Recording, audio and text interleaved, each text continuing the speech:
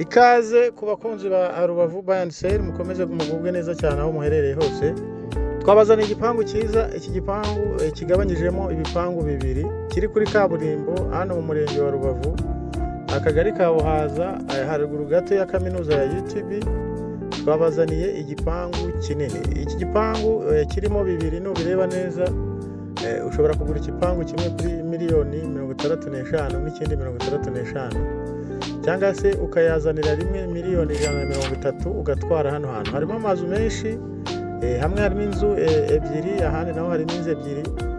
Harimo inzu nini yo guturamo, hakabamo inzu yo gukodesha, n'ahandi bikabukora. Urumva ko ari inzu enye zose hamwe, kandi zubatse mu buso bunini cyane, metero kare 600, muri zoning ya R2. Ni ahantu heza cyane rwose, ku buryo kuhagura miliyoni 130 cyangwa se ugafata igice kimwe ari diro nziza cyane. Duhamagare mu wa mbere nibahagutange, kubera ko ni heza kandi ni hanini.